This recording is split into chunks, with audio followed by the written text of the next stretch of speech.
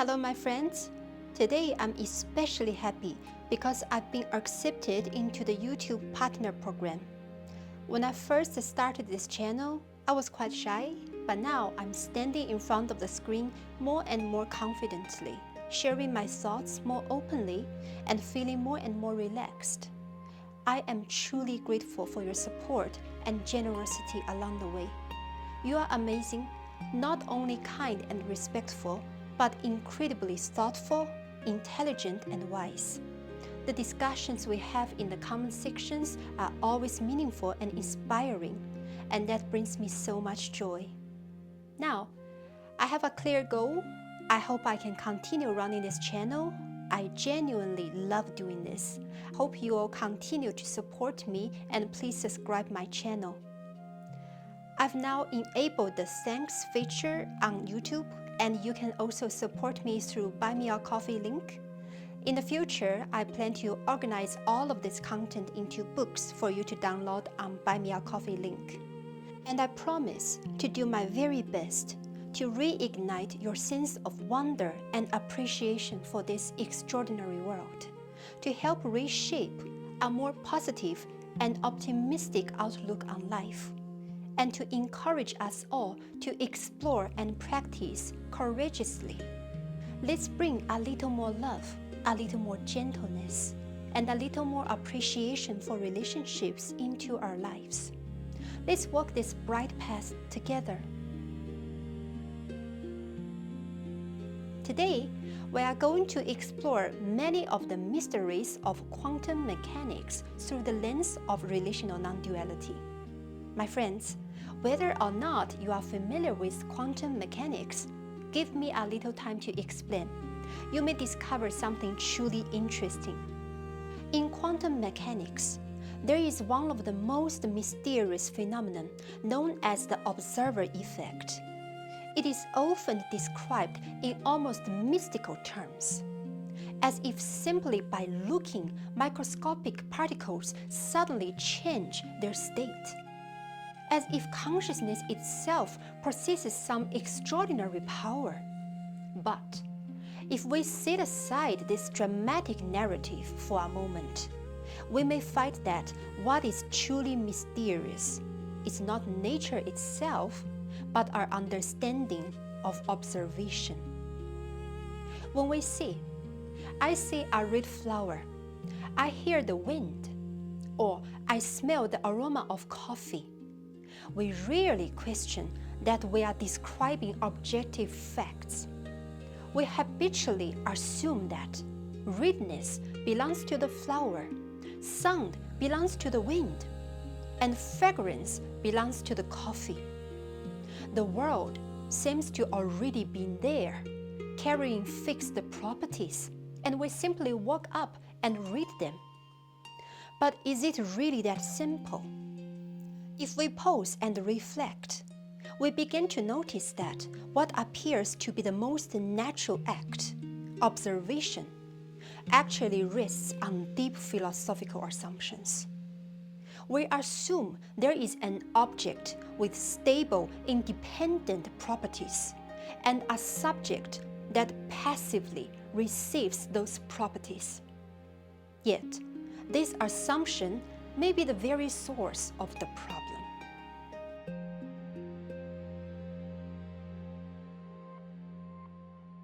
Let's start with a very simple experience.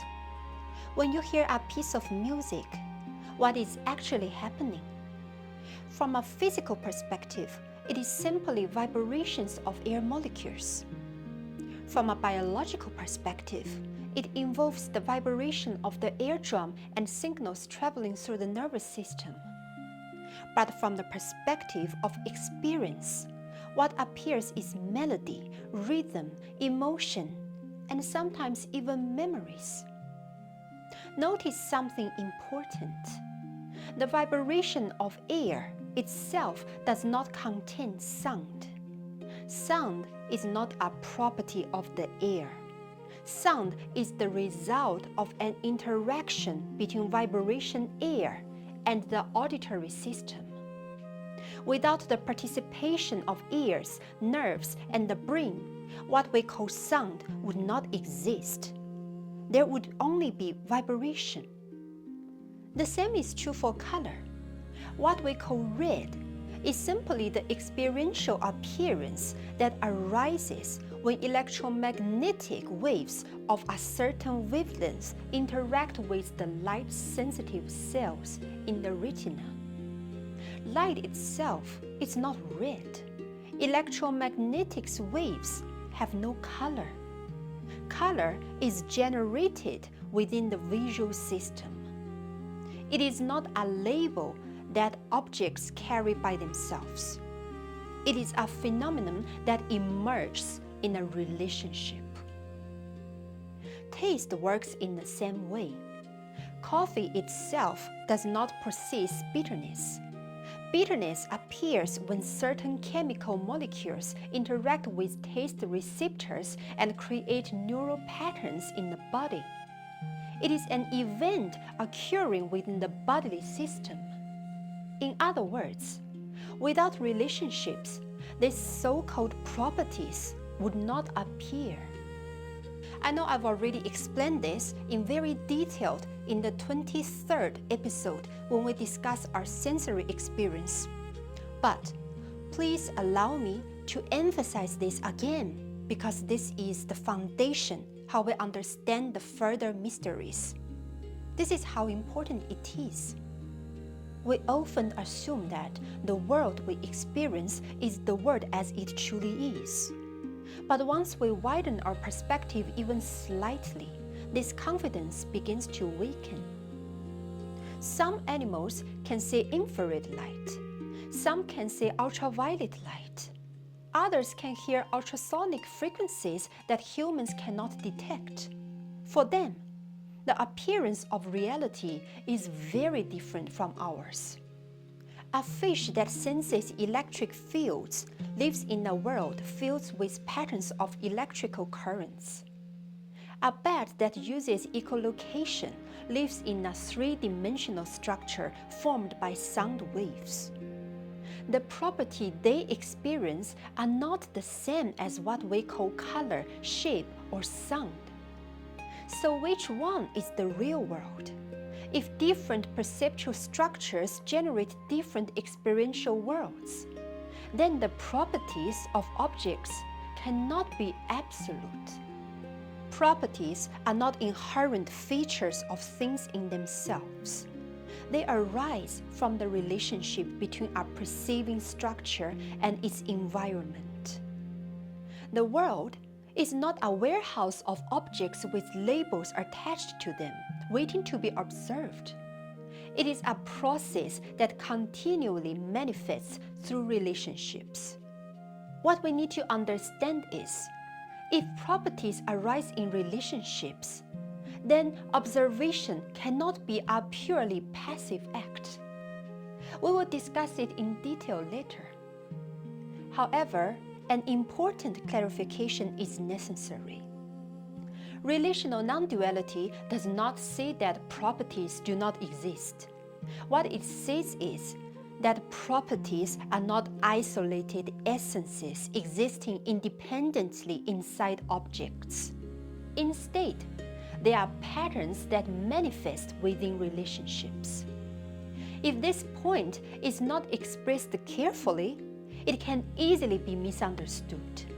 It may sound as if I am claiming that properties do not exist at all, or that the world has no structure and everything is merely subjective construction. That is not the idea. Relational non-duality does not deny properties. It denies properties that exist completely independent of relationships. What I reject is not the existence of properties, but the assumption that properties are closed essences inside objects. Properties exist independently under all conditions. Properties do not depend on relational structures, or observation merely reveals fixed qualities that already exist. This kind of essentialist thinking was natural in classical physics, but it becomes difficult to maintain at the quantum level. When the measurement structure changes, the system's manifestation changes. When relational structures differ, properties appear in different ways.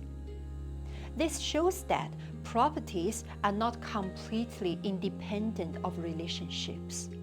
But it does not mean that properties do not exist. I still affirm that electrons have stable electric charge. Water has a specific boiling point under certain pressure. Light has a constant speed in a vacuum. Chemical structures determine reaction patterns. These are not illusions. The world has structure. Reality has stability. If we deny properties entirely, we fall into another extreme, complete relativism or pure constructivism. That would be equally unbalanced. Properties are neither illusions or absolutely independent essences.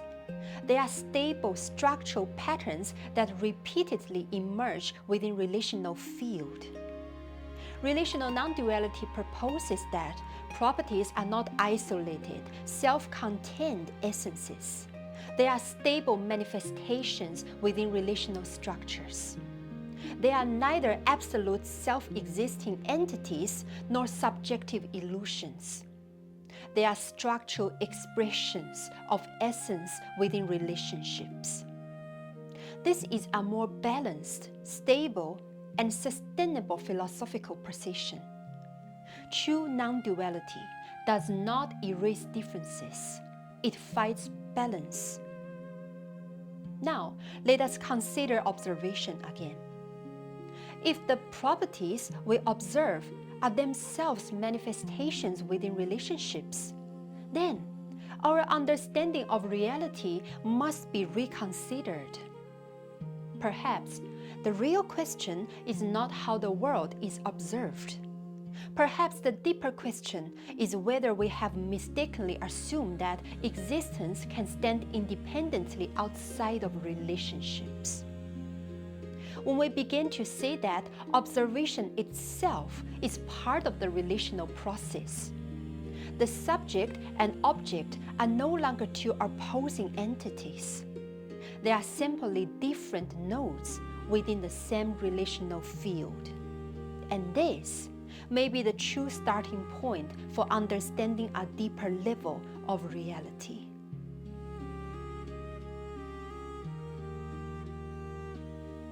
If our earlier discussion has begun to shake the stability of the idea of observation, then we now have to face a deeper question. Why do we so naturally understand observation as a subject looking at an object? Where did this way of separating subject and object come from? It did not appear by accident. It is a deeply rooted habit of thought shaped by the history of modern philosophy and science. When modern science first developed, the world was described as a giant machine. The universe was compared to a perfectly running clock, where every part has a precise precision, speed, and trajectory. All changes in nature could, in principle, be described by mathematical formulas. Within this framework, a powerful idea took shape.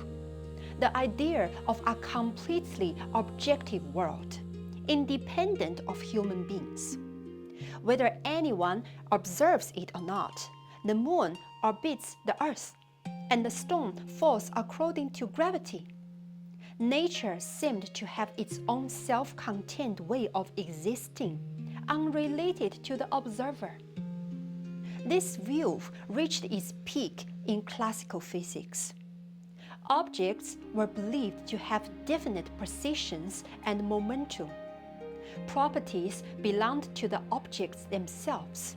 Observation simply revealed what was already there. It did not change anything. In this picture, the observer stands outside the stage. The the scientist appears like a spectator outside the universe, examining an independent reality with pure reason. Thus, objectivism became established.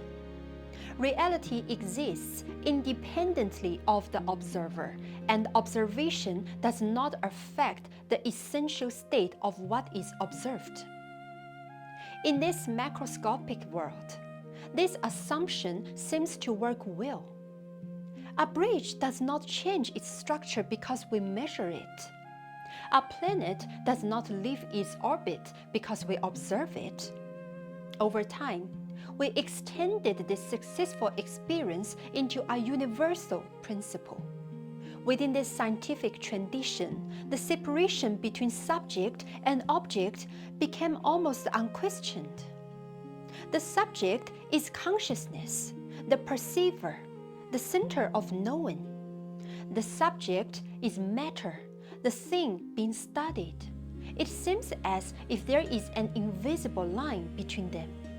The subject stands here, the object stands there. The subject observes, measures, analyzes. The object is observed, measured, analyzed. This structure has shaped our basic imagination of reality. We rarely notice that this is actually a philosophical choice, not an unquestionable fact. Yet, when we return to our early discussion, we see that so-called properties are not states of isolated objects. They emerge within relationships. Subject and object are not two pre-existing separate entities. They are roles that arise together within events. Still, dualistic thinking does not easily disappear. It has become our default way of understanding the world. As science progressed, objectivity gradually became a symbol of truth. The more we remove subjective influence, the closer we believe that we were to reality. An ideal image quietly formed. There exists a completely objective world with definite properties and clear states. And through better instruments and more precise methods, we can get closer and closer to it. In this picture, the observer should be invisible, neutral, uninvolved. The perfect scientific observation would be like a flawless mirror, reflecting external reality exactly as it is. But this idea of absolute objectivity is actually a myth. It assumes we can remove relationships from reality and take the observer out of the event. It assumes there is a state of thing existing independent of all relations. Yet, once we admit that observation itself is a relational event, this assumption becomes difficult to maintain. Without instruments, there are no measurement results. Without perceptual structures, there are no experienced properties. Without interaction, there are no definite states. In other words, absolute objective reality is a theoretical idea, not reality as it truly exists.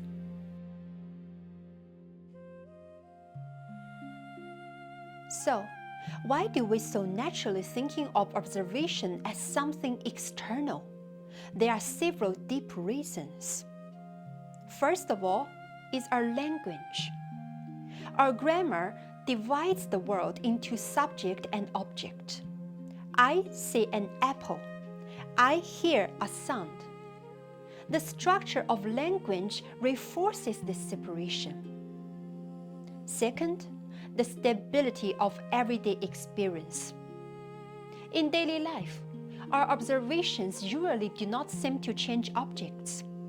So, we assume that this non-interference is a universal rule. Third, the illusion of an inner self. We often feel as if there is an inner me watching the outside world.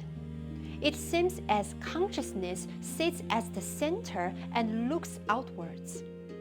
When these factors come together, the separation of subject and object becomes our default framework. We rarely notice that this framework itself is shaped by history and cognitive habits. However, the quantum mechanics appeared, and everything began to shake. Particles seem to exist in superposition before measurement. Measurement appears to change the system state. Distant particles show strange correlations. These are called paradox and mysteries. But perhaps the real confusion is not in nature itself. If we insist that there exists a completely independent objective entity, observation is external and uninvolved. Properties are fully determined before measurement. Then, quantum phenomena do seem absurd. But if we let go of the assumption of subject-object separation and accept that observation is a relational event, that properties manifest within relationships, then many of these paradoxes lose their mystery. Perhaps nature is not irrational. Perhaps the problem is our thinking framework cannot accommodate a relational reality. Quantum mechanics may not be revealing a crazy universe, but a universe that was never truly divided in the first place. The problem is not that the world is incomprehensible.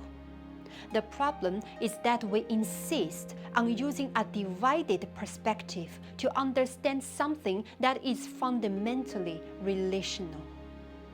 And once we see this, the real transformation is only just the beginning.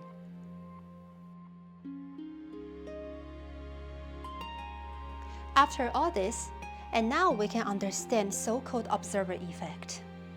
In discussions of quantum mechanics, we often talk about the observer effect and wave function collapse. These ideas sound mysterious and abstract, as if observation itself were some strange power that changes reality. But if we look at this from the perspective of relational non-duality, things become clear. Observation is never an isolated act outside the relationship. It is the opposite. It is the generation of relationship. In classical physics, we imagine an independent observer standing outside the world, like a camera recording objective reality. This idea was also part of the background of the Copenhagen interpretation. Subject and object are separate. Measurement is external, and the observer has a special role. But relational non-duality suggests something different. Every observation is embedded within the system. There is no observer outside the system. Observation is not a subject looking at a pre-existing electron. It is an event arising within the whole relational structure of the system. When observation happens, the observer, the measuring device, the environment, and the particle all become parts of the same relational field. Quantum experiments show again and again that measurement is not neutral. When we measure a microscopic system, its state changes. In the double-slit experiment, if we try to detect which path an electron takes, the interference pattern disappears, and we see particle-like behavior instead. From a classical point of view, this seems strange. We are used to thinking that measurement only reads information that already exists. If we measure the length of a table, the table does not change. But at the quantum level, measurement is not distant watching. It involves real physical interaction. To measure an electron's position, it must interact with a detector. To get path information, we must introduce a physical mechanism that distinguishes the paths. This interaction is not just a mental act. It is a real physical event. So the system changes not because consciousness looks at it, but because the relational structure changes. The measuring device and the observed system are not separate. They are parts of the same field, interacting together. The change in relationship leads to a new manifestation. The Copenhagen interpretation did recognize that observation cannot be completely separated from the system. Heisenberg's uncertainty principle and Bohr's complementarity principle both point in this direction. However, it never fully let go of subject-object separation. The observer was still placed, in theory, outside the system. Collapse was described as an intervention on an entity, not as a relational manifestation. The split between subject and object remained the starting point. So, although the Copenhagen interpretation touched on relational ideas, it still carried trends of entity-based thinking. Relational non-duality goes further by dissolving the subject-object split completely. Observation is not an external act and not the magic of consciousness. It is an event generated within the system's relationship, a whole process involving the measuring device, the observed system, and the environment. A new pattern that appears when the relational structure changes. So, the key point here is that we need to re-understand observation. Observation is not reading. It is not an external action imposed on reality. Observation is the generation of relationship. It is a manifestation event within the whole system. When we truly understand this, the strangeness of the quantum world no longer comes from the nature itself, but from our long-held habit of separating subject and object. Relational non-duality reminds us there is no isolated observer and no observed system outside relationship. Observation is always a manifestation generated within relationship. This gives us a new philosophical perspective on the quantum world and prepared us for deeper discussions. If we are willing to loosen our instinct to divide subject and object, the quantum world may no longer seem absurd. Instead, it reveals a relational order and subtle beauty.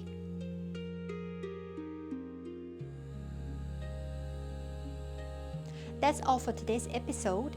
I hope today's ideas open a new way of thinking for you, my friend, so that when you face quantum mysteries, you see not just confusion, but structure and wonder. In the next episodes, we will carefully explore the core mysteries of quantum mechanics. Step by step, we will examine the assumptions behind them and try to understand them from a more coherent and holistic perspective. If you are interested in these topics, please support and subscribe to my channel. And feel free to share your thoughts, questions, or different perspectives in the comments. Let's explore together. I will see you in the next episode.